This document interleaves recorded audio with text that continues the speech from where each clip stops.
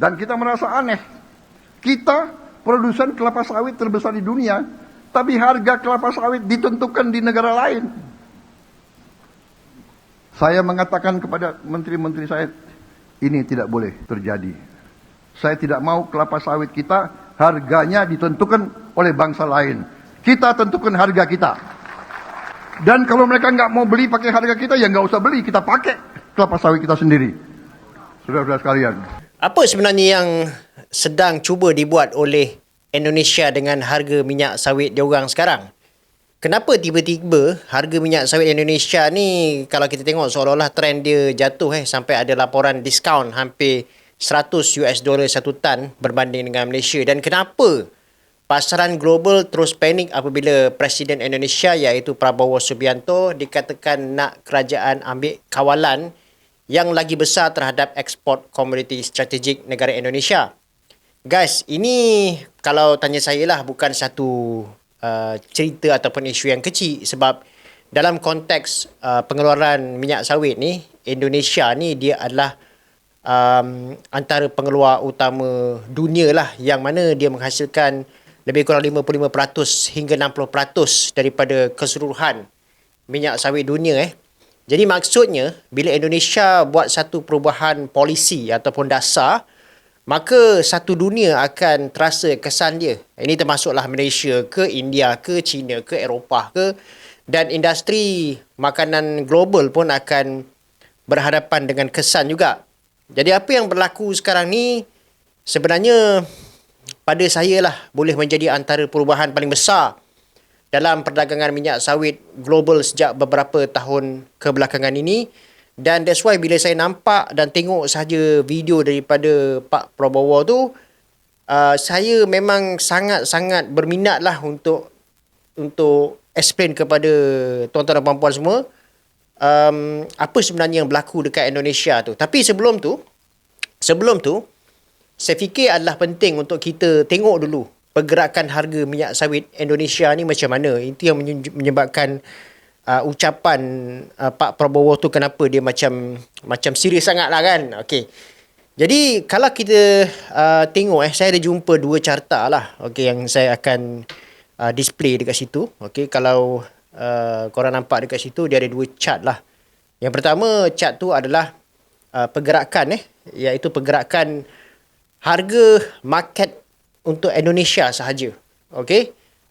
Right, dan juga dan kedua saya ada jumpa juga carta ni yang menarik untuk saya kongsikan kepada korang semua, iaitu carta perbandingan pergerakan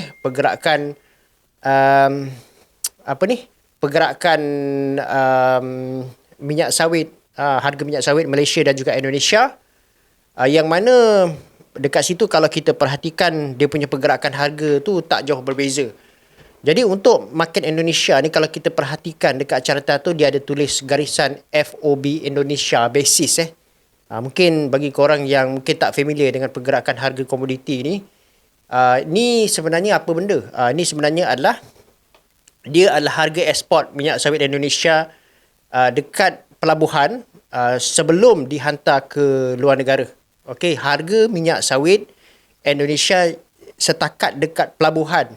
Okey, sebelum dia keluar negara lah. Okay, dalam bahasa yang simple lah saya boleh katakan, ini adalah satu harga sebenar yang digunakan oleh trader dan juga harga sebenar yang digunakan oleh pembeli antarabangsa untuk tengok sama adakah minyak sawit Indonesia ni mahal ataupun murah berbanding negara lain lah. Contohnya macam pesaing mereka iaitu Malaysia lah, negara kita jadi dekat situ juga kita ada nampak 50-day moving average. 50-day moving average ni dia adalah harga purata selama 50 hari. Untuk apa tahu? Untuk melihat arah ataupun trend pasaran. Jadi mungkin ada korang yang tertanya kenapa ambil 50 hari, kenapa tak ambil 100 hari, 200 hari ataupun kenapa tak ambil 10 hari. Sebab ini adalah kerja statistician lah. Tapi daripada apa yang saya faham lah, kenapa ambil 50 hari ni adalah dia dikatakan sudah cukup panjang untuk kita nampak trend harga tu dia bergerak ke arah mana. Tetapi dia masih 50 hari tu dia masih cukup sensitif untuk melihat kesan perubahan terbaru. So dalam dunia trading komoditi ni, 50-day moving average ni dia sangat-sangat famous sebab dia boleh dikatakan berada dekat tengah-tengah lah. Okay? Antara trend jangka pendek dan juga trend jangka panjang. Kalau kita ambil terlalu pendek, contoh macam 5 hingga 10 hari, carta dia akan jadi terlalu sensitif dan mudah untuk naik turun ikut panic daily lah.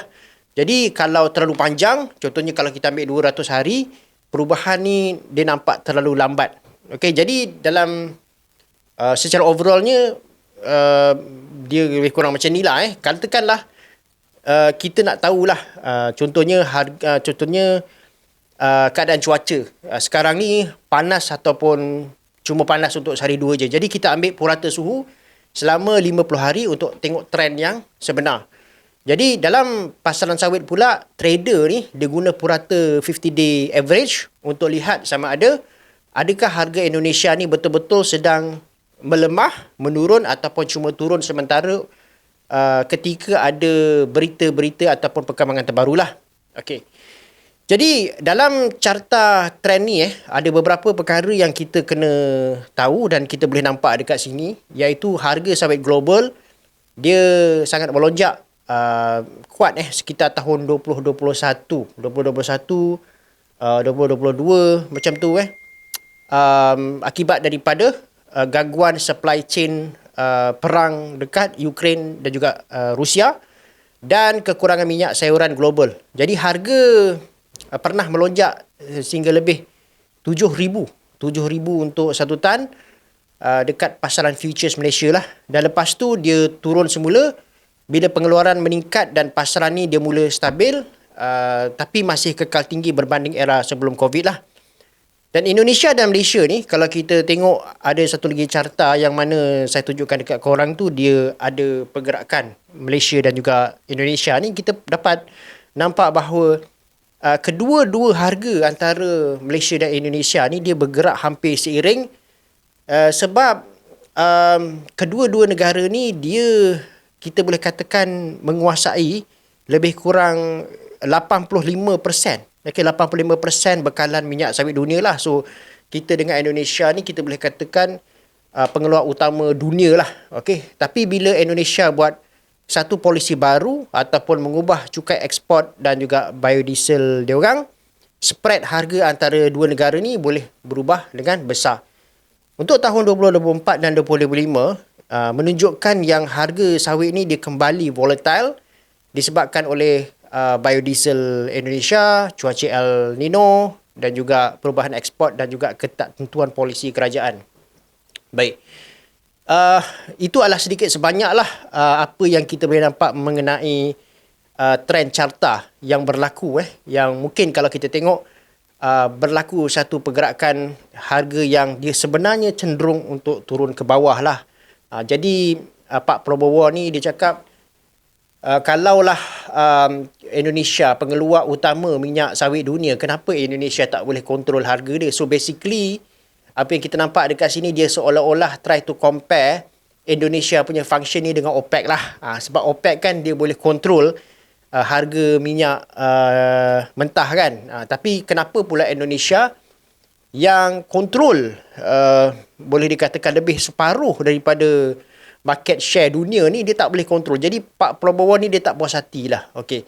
So, apa sebenarnya yang Indonesia cuba buat? Okay. Dia cerita dia macam ni guys.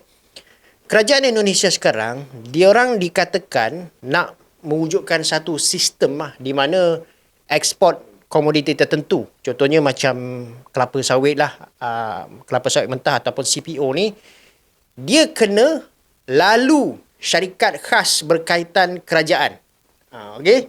Dia dah tak boleh di trade sesuka hati, tapi dia kena lalu satu syarikat ataupun company khas.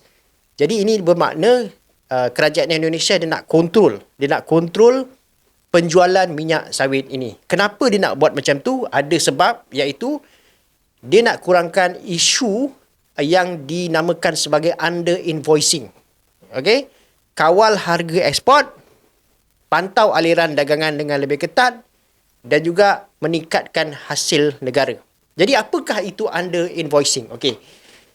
So saya boleh katakanlah dalam bahasa mudahnya, dia macam ni katakanlah kalau harga sebenar minyak sawit tu dia adalah $1,000 untuk 1 tan, tapi ada pihak-pihak tertentu yang melaporkan kepada kerajaan. Okey, harga sebenar ialah $1,000 untuk 1 tan, let's say lah Tapi ada pihak yang dia report kepada kerajaan harga ekspor cuma $850 sahaja untuk 1 tan. Dia tak declare pada 1,000, tetapi dia declare di bawah tu, iaitu let's say kepada dekat 850 untuk 1 tan sahaja. Jadi apa yang berlaku dan kenapa dia buat macam gitu? Jadi cukai dan juga levy yang dibayar pun akan menjadi murah lah, betul tak? So, dengan kata lain, kerajaan rugi dari sudut hasil. Right. So, perkara ni bukan sahaja berlaku dalam industri sawit, akan tetapi juga dalam pelbagai industri komoditi dekat seluruh dunia. Under invoicing ni, saya boleh katakan dia satu fenomena yang kita boleh katakan normal lah untuk pasaran komoditi. Jadi dari sudut kerajaan Indonesia, diorang nampak benda ni sebagai satu usaha untuk ambil semula kawalan terhadap kekayaan hasil negara diorang. Diorang tak puas hatilah. Ini adalah kekayaan hasil negara, diorang kata. Tapi kenapa kita membenarkan pihak-pihak ini untuk kontrol benda ni? Jadi, sementara tu, Pak Prabowo ni, kalau kita tengok dari segi dia punya kempen, dia punya gaya dia adalah seorang yang dikatakan terkenal lah dengan pendekatan ekonomi yang lebih bersifat nasionalis. Okay, jadi dia ni banyak bercakap tentang macam mana Indonesia tak boleh hanya jadi pembekal bahan mentah murah kepada dunia, tapi dia nak Indonesia ni lebih kawalan terhadap sumber kelapa sawit yang juga hasil strategik. Ini juga termasuk nikel, mineral dan juga apa yang kita katakanlah sekarang iaitu minyak sawit.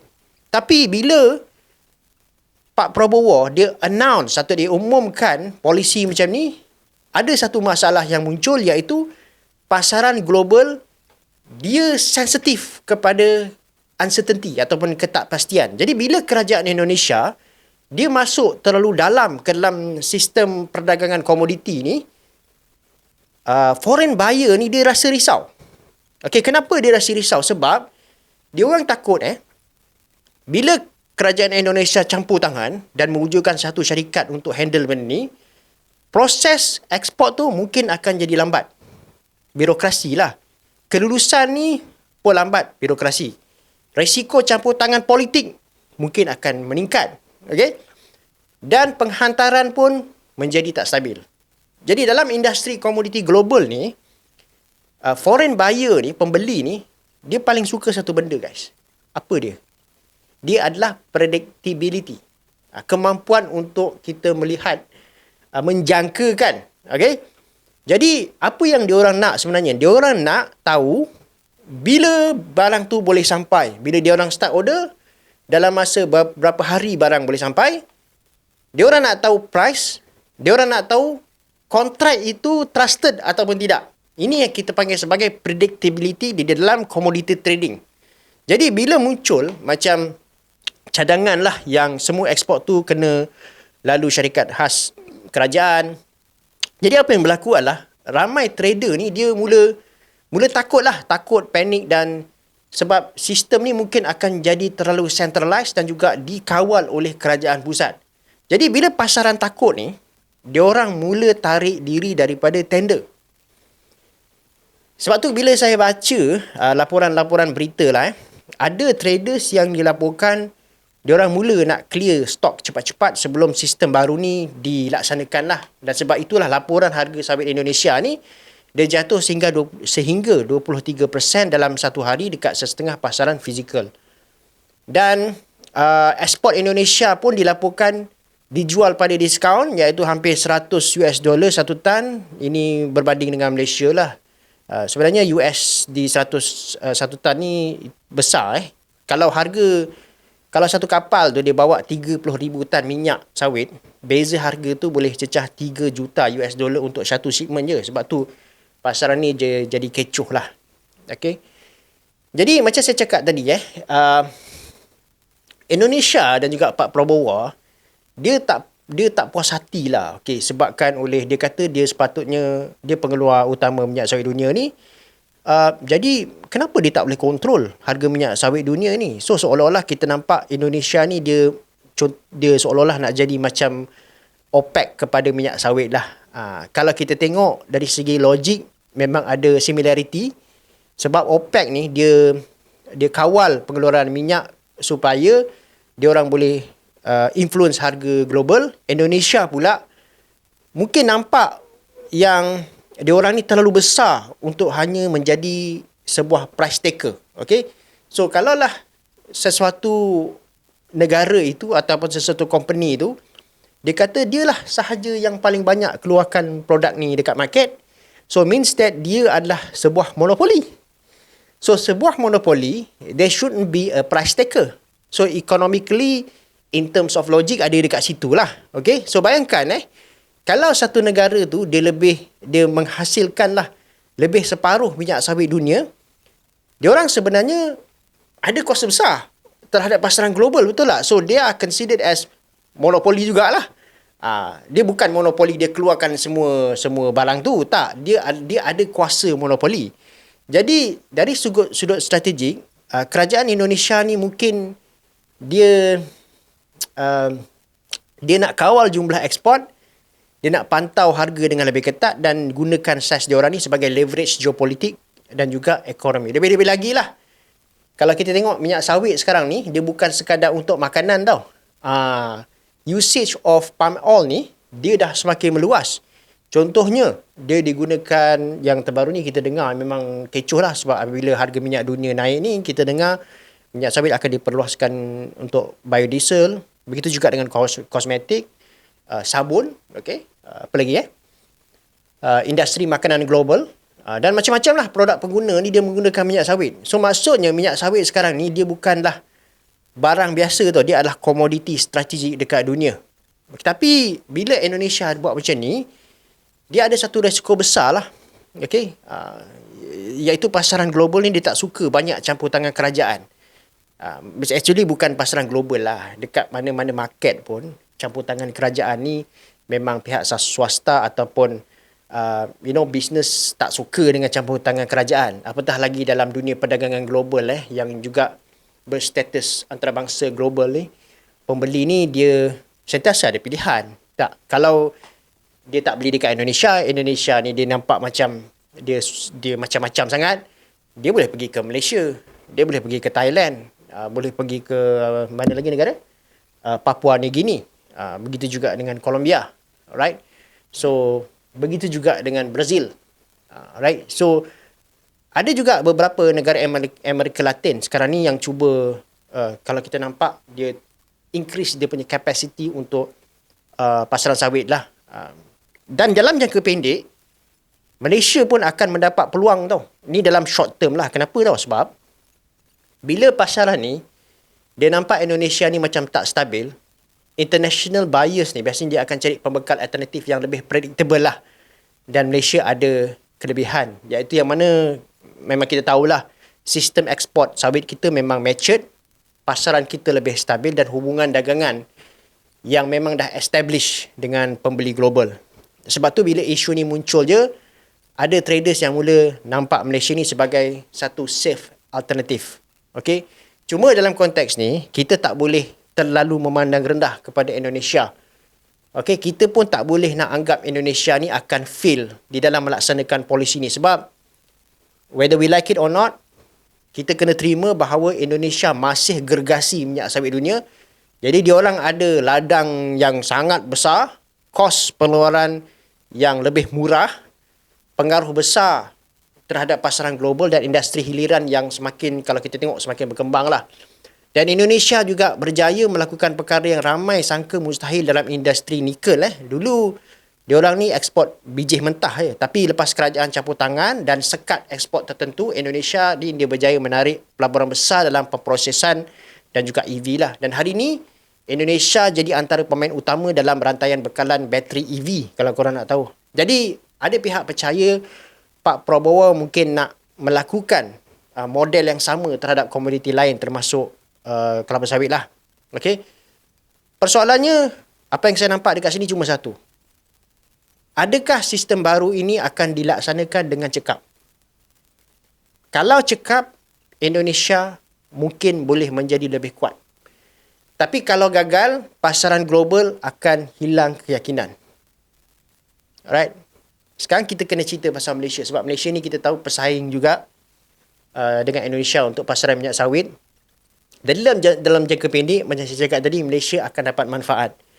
Kalau pembeli antarabangsa, dia mula takut dengan ketakpastian dekat Indonesia, dia orang mungkin akan naikkan pembelian daripada Malaysia.